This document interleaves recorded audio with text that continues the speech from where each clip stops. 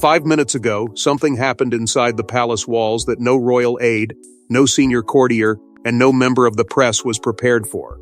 A single decision, swift, silent, and unprecedented, sent shockwaves through the monarchy. Prince William, the future king, abruptly canceled all royal duties without explanation. Phones rang, schedules vanished, doors closed, and at the center of this sudden collapse stood one named Catherine.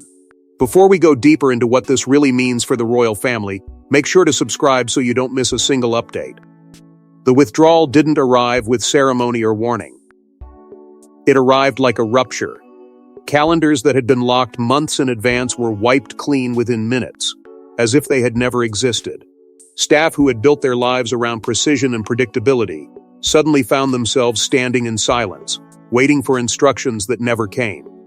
There was no briefing, no reassuring language, no carefully worded statement meant to steady nerves.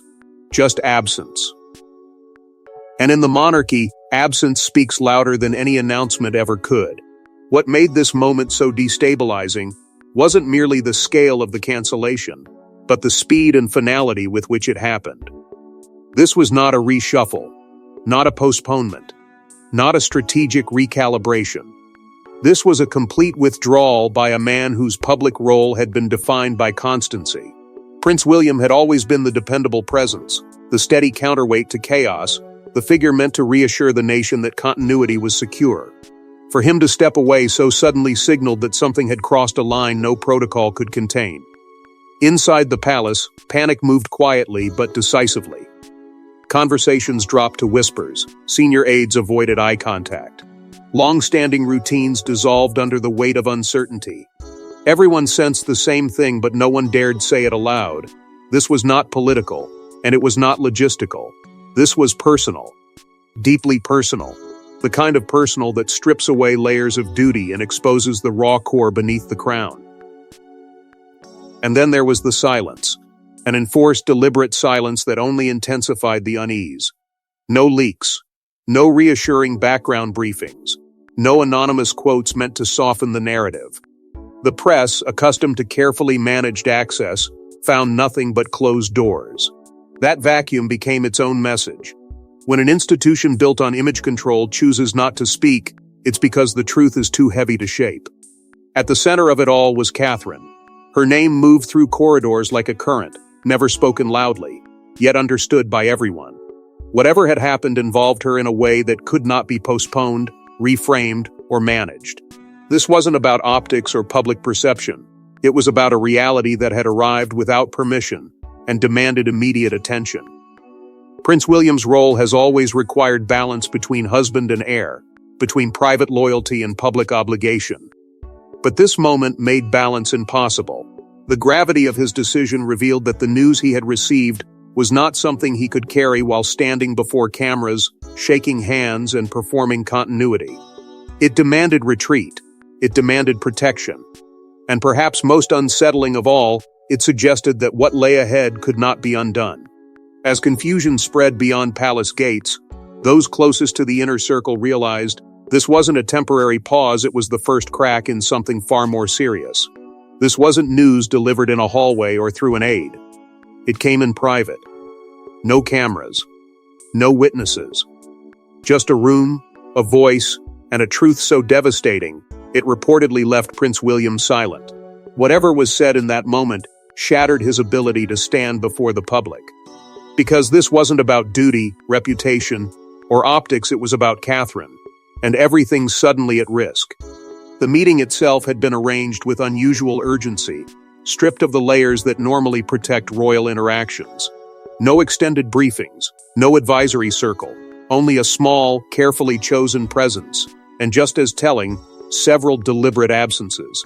People who would normally be informed were kept away, not out of disrespect, but necessity. This was information that could not echo through corridors. It had to land in one place, with one person, before it went any further. Those inside the room later described a stillness that lingered long after the words were spoken. William didn't interrupt. He didn't ask for clarification. His body gave away what his voice did not. The controlled posture he had perfected over decades faltered, just enough to reveal the weight pressing down on him. This was not a shock that sparked anger or denial. It was the kind that drains energy, leaving only the quiet understanding that something fundamental has shifted. In that moment, the future king wasn't calculating consequences or managing optics.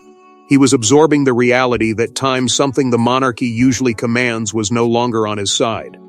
The information he had received demanded immediacy. Delay would not soften it, spin would not protect it, and protocol, for all its power, suddenly felt irrelevant in the face of what was unfolding. What made the revelation even more devastating was the recognition that this was not entirely unforeseen. There had been signs, subtle changes that in hindsight felt heavier than they had at the time, moments when schedules were adjusted without explanation, decisions that felt cautious, almost protective. Whispers that had been dismissed as routine suddenly took on a darker meaning. The truth hadn't arrived out of nowhere. It had been approaching quietly, patiently, waiting for the moment it could no longer be ignored. William understood, almost instantly, that continuing as if nothing had changed would be a betrayal not just of Catherine, but of himself. The crown demands endurance, but it also demands judgment. And here, judgment meant stepping back before the weight of public expectation crushed something far more fragile. That realization alone explained the speed of what followed. There was no time for gradual withdrawal. This had to be decisive, unquestionable, and absolute. As the meeting ended, the silence followed him. Not the respectful silence of tradition, but the heavy kind that settles when people sense they are standing at the edge of something irreversible. William left knowing that once Catherine became aware of what had surfaced, nothing inside the household would feel the same again. But the shock didn't end with William, because once Catherine became aware of what had surfaced, the atmosphere inside the household shifted dramatically. For months, Catherine had mastered the art of appearing composed while carrying a weight no one else could see. Smiles, waves, calm appearances, all masking a private struggle that few truly understood. Now, the truth she had quietly lived with was no longer containable. What had once been whispered between walls was forcing its way into the light, threatening not just her role, but her future within the monarchy itself. Those closest to her had noticed the changes long before anyone dared attach meaning to them. Small adjustments at first, a careful conservation of energy, a subtle narrowing of her world that contrasted sharply with the expansive role she was expected to play. None of it was dramatic enough to provoke alarm, and perhaps that was the point. Catherine had learned over years in the public eye how to soften concern before it could grow teeth. She carried on even as the effort required to do so quietly intensified. The truth is, this wasn't something that began suddenly. It had been unfolding in fragments, layered over time, easy to rationalize in isolation. A difficult week became a difficult month. Fatigue was explained away as pressure. Silence was mistaken for strength. And through it all, Catherine remained determined not to burden the institution with something she believed she could manage on her own. In a family built on endurance, asking for pause can feel like failure. Maintaining public perfection came at a cost that few ever saw. Every appearance demanded control. Every interaction required precision. There was no room for uncertainty, no space to acknowledge vulnerability without consequence. The contrast between the confident figure the public admired and the private reality she lived with grew sharper by the day. And yet, she persisted, driven not by denial, but by responsibility. To the role, to the future, to the stability everyone depended on her to represent. What changed was not her resolve, but the reality she could no longer outrun. There came a moment, quiet, decisive, when the situation crossed a threshold. When persistence stopped being brave and started being dangerous. When silence no longer protected anyone, least of all herself. That moment didn't announce itself with drama. It arrived with clarity. A realization that whatever had been held together through willpower alone was beginning to fracture. Resisting involvement from the institution had once felt like control. Now, it felt like isolation. Catherine understood, perhaps before anyone else, that the consequences ahead would not be confined to health or image. This was about continuity, about expectation, about the future that had been carefully constructed around her presence. And once that understanding settled in, there was no returning to the version of life that came before it. The weight of that knowledge didn't stay contained for long. It moved outward, altering conversations, decisions, and priorities. It reshaped the meaning of duty itself. And as Catherine's reality became impossible to ignore, Prince William was forced into an impossible position, choosing between the crown and the woman beside him. Royal history is filled with compromises, but this was something else entirely. In a move that stunned even senior royals, Prince William made a decision that defied centuries of expectation.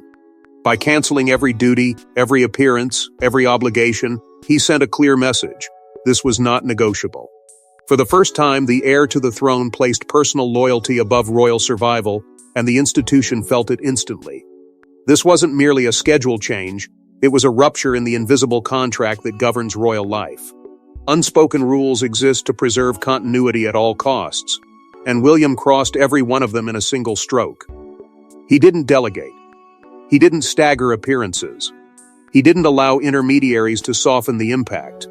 He stepped away completely, stripping the monarchy of one of its most stabilizing figures, and daring it to respond without him. The audacity of that act echoed louder than any statement ever could. Inside the palace, reactions split sharply along fault lines that had long been hidden. Advisors trained to protect the institution scrambled, some urging restraint, others warning of precedent. Senior figures weighed the consequences in hushed conversations, torn between admiration for William's resolve and fear of what it unleashed.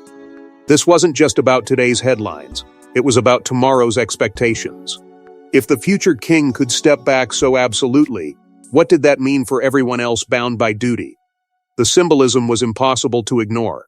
Walking away publicly wasn't an abdication, but it felt dangerously close to one. It suggested that there were limits to what the crown could demand, and that those limits had finally been reached.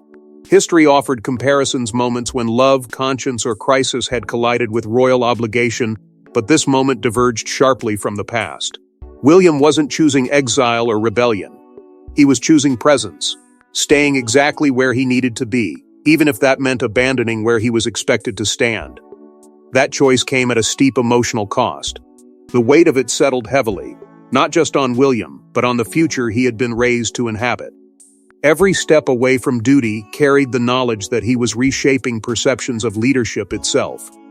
Strength, in this moment, wasn't endurance, it was refusal. Refusal to pretend. Refusal to compartmentalize. Refusal to sacrifice what mattered most on the altar of appearance. Yet with that strength came risk. Stability is the monarchy's currency, and William's decision threatened to devalue it overnight. Markets of public trust are unforgiving, and uncertainty breeds doubt. The institution now faced a dangerous question. Could it survive moments of raw humanity without fracturing? William's stand forced that question into the open, leaving no room for careful rehearsal or gradual adjustment. What made the moment so explosive was its clarity. There was no ambiguity about his intent. This was not a pause for reflection, it was a line drawn. And once drawn, it could not be erased. The crown had been challenged not by scandal or defiance, but by devotion, and that made it far more difficult to contain. But William's choice didn't exist in a vacuum, because inside the palace, others were already reacting in ways no one expected. While the public saw silence, the palace saw friction. Conversations were cut short, meetings turned cold. Long-standing alliances quietly fractured. William's withdrawal triggered an internal reckoning, one that exposed how divided the royal household truly was. Some viewed his decision as noble, others saw it as reckless. And behind closed doors, lines were being drawn that could permanently alter the family's power structure. What had once functioned through instinct and hierarchy now moved through suspicion. Senior figures who rarely questioned authority found themselves debating it in tense, carefully worded exchanges. The fear wasn't only about optics, it was about precedent. If the future king could disengage completely, what message did that send to the rest of the institution? Stability depends on predictability, and predictability had just evaporated. In its place came anxiety, quiet, corrosive, and impossible to contain. Pressure followed swiftly. Advisors floated compromises designed to restore balance without appearing to concede defeat. Partial returns, limited engagements, carefully curated appearances that could signal continuity without demanding full commitment. Each proposal carried the same underlying intent: bring William back into line. But each attempt met the same resistance. The answer, when it came, was firm and unyielding. There would be no half measures, no symbolic gestures. The boundary had been set for a reason. As negotiations stalled, Catherine became the unspoken center of every conversation. Her name was rarely used, yet her presence shaped every argument. To acknowledge her role openly would be to admit the depth of the crisis, and that was something few were ready to do. Instead, concern and frustration circled her quietly, turning empathy into tension. Some saw protection, others saw disruption, and that difference in perception hardened positions on both sides. Emotions ran high in moments that never reached the public ear.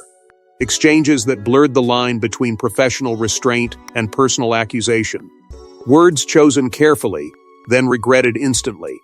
Years of suppressed disagreements resurfaced, fueled by the realization that the old rules no longer applied. William's stance had created space for honesty, but honesty came with a cost. Trust, once shaken, proved difficult to restore. What made the situation more volatile was the absence of a clear path forward. There was no timeline, no assurance of resolution. The uncertainty gnawed at the foundation of relationships built on shared purpose. Some began to question loyalties. Others retreated into silence, calculating their next move. The palace, usually a place of choreographed unity, felt fractured, its calm exterior masking internal confrontation. And beneath it all lingered the understanding that damage, once done, could not be neatly repaired. Even if appearances resumed, something fundamental had shifted. Authority had been challenged not by rebellion, but by conscience. That distinction mattered, because it made retaliation impossible without appearing cruel. The institution was trapped between preserving order and acknowledging humanity, and neither option promised safety. As pressure mounted inside the palace, the outside world began asking the same question: what exactly was so serious that the future king disappeared overnight? The monarchy thrives on visibility, and suddenly, there was none. No statements, no appearances, no reassurances. The absence itself became the headline. Social media erupted, speculation spiraled, and with every passing hour, the silence only deepened the fear. The public didn't know the details, but they knew one thing with certainty: this was not normal. And whatever involved Catherine was far more serious than anyone was admitting. In the vacuum left by official restraint, questions multiplied faster than answers could ever catch them. People searched for patterns where there were none, dissected past appearances, replayed old interviews with new urgency. A system built to project calm now felt brittle, exposed by its own refusal to speak. The monarchy had always relied on presence as proof of stability, and without it the illusion cracked. Concern turned to alarm, and alarm hardened into suspicion. Media speculation followed the familiar arc, measured at first, then relentless. Pundits filled airtime with cautious language that thinly masked panic. Anonymous sources were cited, then contradicted. Each new theory fed the next, creating a storm of half-formed narratives that the palace could neither confirm nor deny. Silence, once a tool of control, became a liability. The longer it lasted, the more it suggested that the truth was not just uncomfortable but explosive. Prolonged absence carries a cost the monarchy understands better than most: credibility. Without reassurance, trust begins to erode.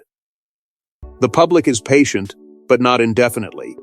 They expect continuity, especially from figures who symbolize it. When days pass without explanation, empathy competes with doubt. What began as concern for Catherine slowly expanded into questions about governance, transparency, and whether the institution itself was prepared to confront reality when image could no longer carry the burden.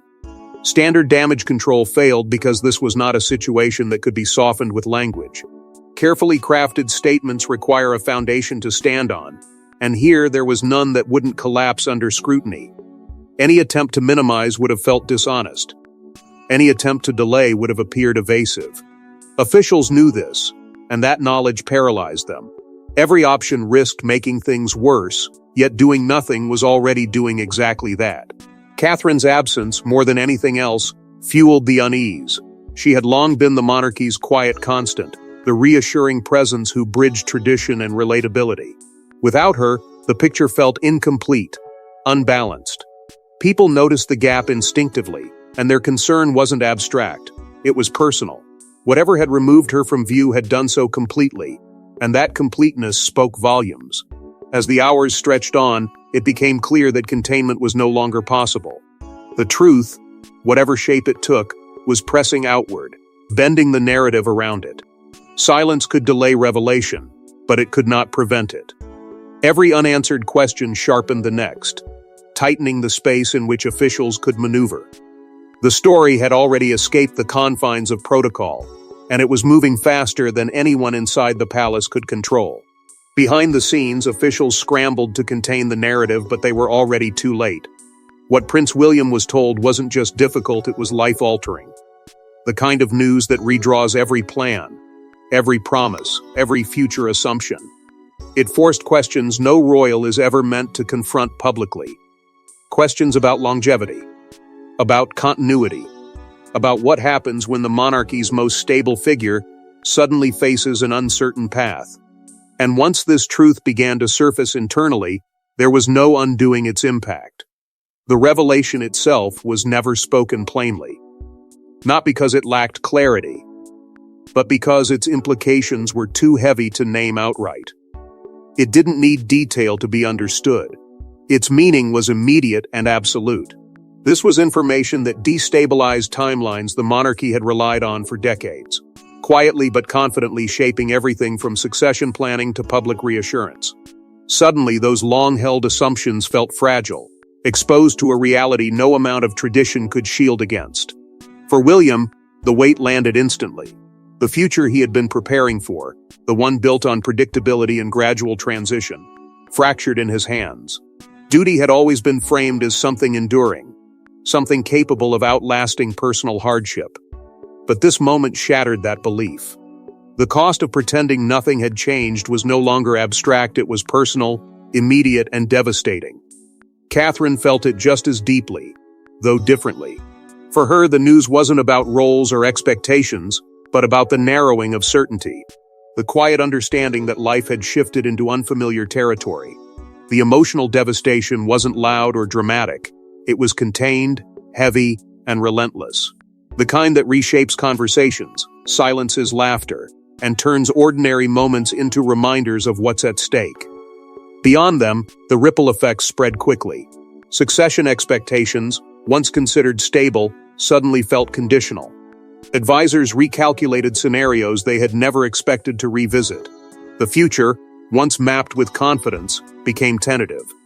This wasn't a crisis that could be isolated to one household, it touched the entire structure of the monarchy, challenging its ability to project continuity when uncertainty sat at its core. This was why withdrawal wasn't optional. Continuing as if nothing had changed would have been dishonest, perhaps even dangerous. Appearances would invite scrutiny. Engagements would demand explanations. Every public moment would risk revealing what had not yet been acknowledged. Stepping back wasn't retreat, it was containment. A necessary pause to protect what little control remained before the truth forced its way forward. Because even as officials tried to manage the narrative, everyone understood the same unavoidable reality. This could not stay private forever. The truth has a way of surfacing, especially when absence makes it louder. Each day of silence sharpened the inevitability of acknowledgement. The question was no longer if, but when and in what form.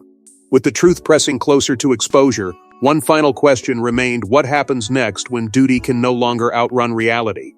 For the first time in generations, the monarchy found itself waiting, not planning, not performing, not projecting strength, just waiting. William's absence created a vacuum no protocol could fill. Catherine's situation made forward motion impossible, and in that stillness the institution confronted something it fears most: vulnerability. Because once the illusion of control fades, everything feels uncertain, including the future itself. Momentum had always been the monarchy's quiet engine, a rhythm of appearances, statements, rituals, and reassurances that kept doubt at bay. Now that rhythm was broken. Schedules sat untouched. Decisions were deferred. Even routine matters felt suspended, as if any step forward risked acknowledging what no one was ready to name. The pause itself became unprecedented, a silent admission that the usual machinery could not operate under these conditions. Inside the household, fear took a subtler form, not panic, but apprehension. The fear of appearing fragile in a world that scrutinizes every crack. Strength has long been measured by composure, by the ability to endure without visible strain.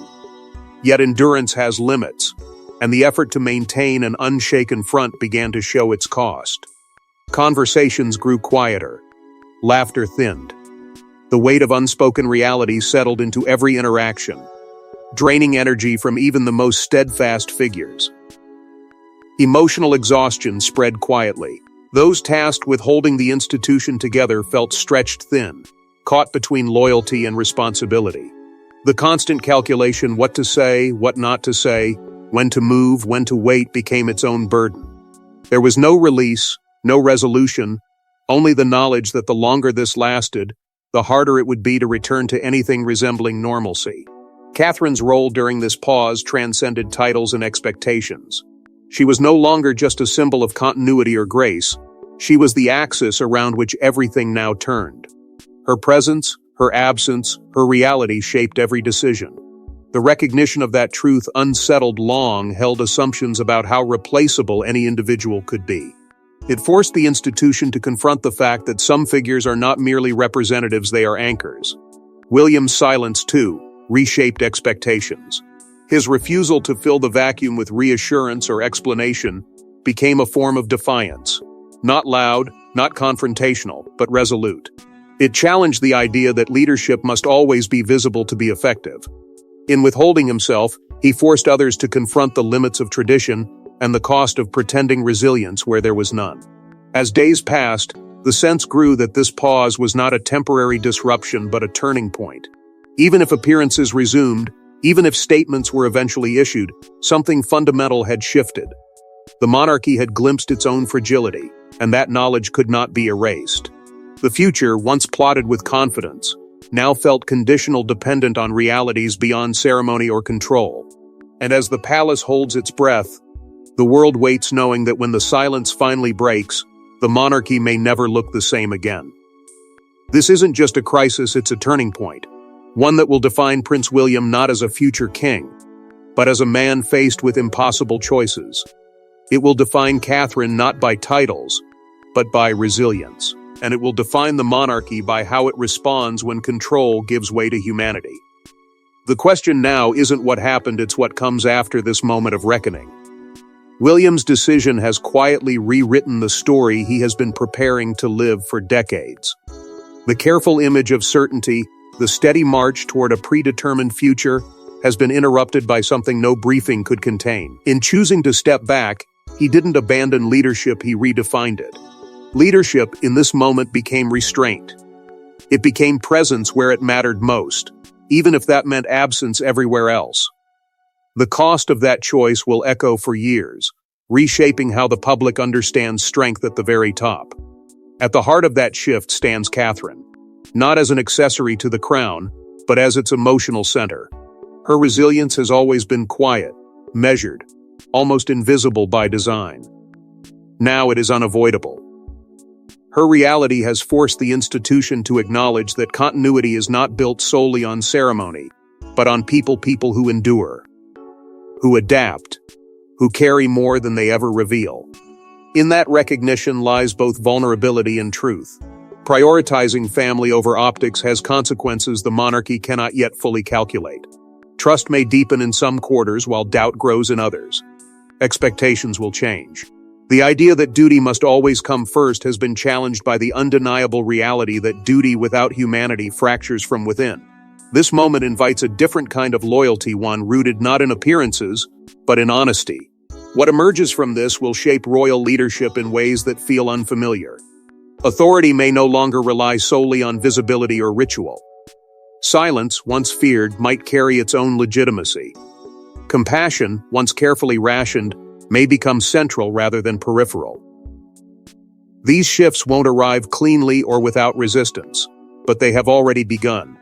carried forward by the weight of a single decision. The uncertainty surrounding future appearances lingers like unfinished music. Every unanswered question sharpens anticipation.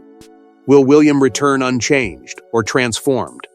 Will Catherine step forward again or redefine what stepping forward even means? The monarchy stands on the edge of a narrative it did not script, waiting to see which parts can still be controlled and which must simply be lived. There is no resolution yet, only expectation.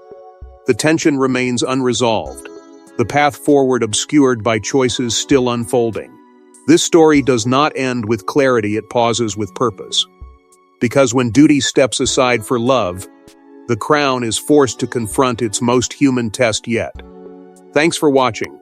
Please don't forget to like and subscribe, and we will see you in next one.